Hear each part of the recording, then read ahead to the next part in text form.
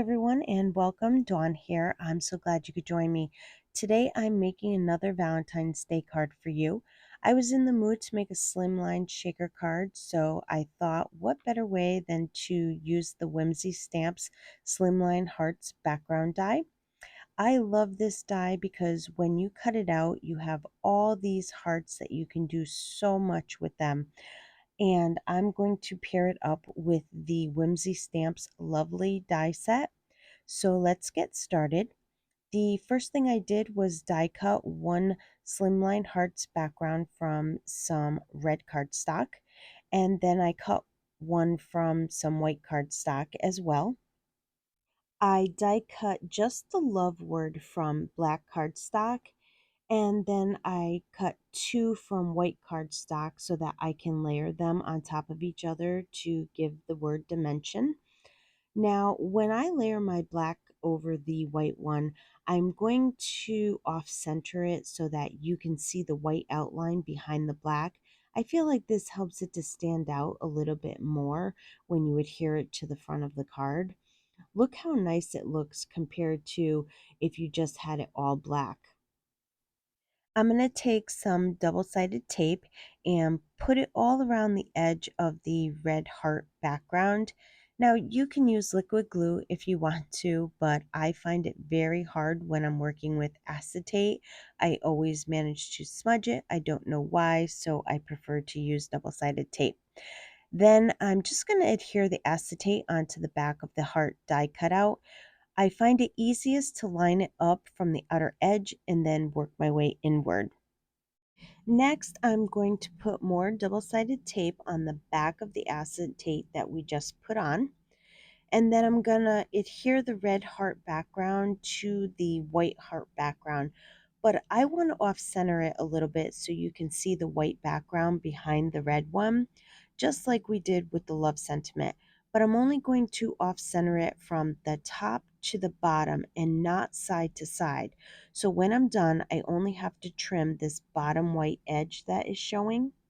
Okay, now let's make our shaker mix. I already made my mix, but I wanted to show you all the hearts that I got from cutting out my backgrounds.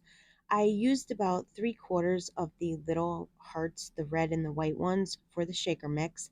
And all these white hearts you can use on other projects. You can color them in with Copic markers, colored pencils, or even ink blend them if you wanted to. And then all the red hearts are easy to use as is. So I went ahead and put all my tiny hearts in the mix. And then I had these other confetti and sequins that I don't really use anymore, but I decided I needed to start getting rid of them. So I added a little bit of each of them just to give the mix a little bit of shine because I didn't want it to look dull since the hearts had no shine to them at all. Another option would be to use shiny white cardstock or red shiny cardstock if you wanted to. It's just my opinion. I just thought the heart mix needed some shine to it. Now check out this exciting new anti-static wand that I got from This Calls for Confetti. This wand is awesome because you can use it in your confetti mix to get rid of the static, and then the confetti just pours out of the bag really easy. Or if you ever had confetti sticking all over your hands, well, this stops it. But it works great for putting it all around the edge of your shaker card as well. Your confetti doesn't stick to the edges. This is definitely something I highly recommend everyone has on hand. Now let's put this card together. I pour all the shaker bits onto a slimline card base I made. I cut it to 7 by 8 3/8 and I scored it at 3.5. Now I'm going to put glue all over the foam tape because I know I'm going to need to move this top around to get it even over the shaker bits. And if you have the glue on it, you can move it all around. But if you don't put the glue, it will stick in place, and if you put it on crooked, you won't be able to fix it. So I highly recommend the glue on the foam tape when making shaker cards. I feel like the confetti moves around just enough and some stays at the top as well. So I think this came out really nice. Perfect amount of confetti. I adhere the love sentiment to the front of the card, and then I'm going to use the Whimsy Stamps You're Too Kind stamp set. I decided I wanted it to say, "Love you so much." I'm going to use my Misty stamping tool for this. I'm also going to use my plastic grid so that I can line the sentiments up straight.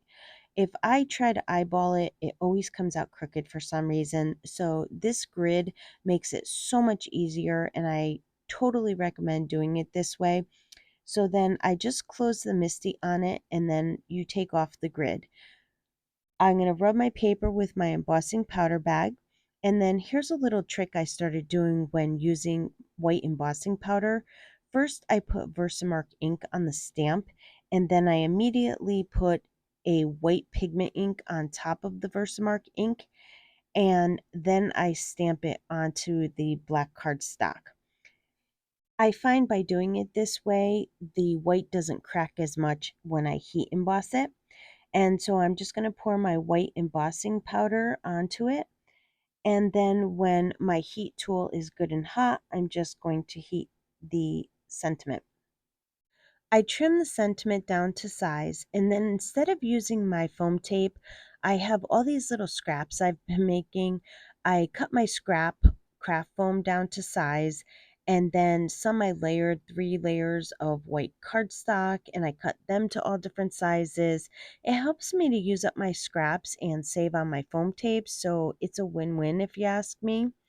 And I just look for the size that is around what my sentiment is, and then I adhere the white scrap onto the back of my sentiment, and then I adhere the sentiment to the front of the card. And that's going to complete my card for today. I think this card came out super nice and would make a great masculine card as well. I hope you enjoyed this card.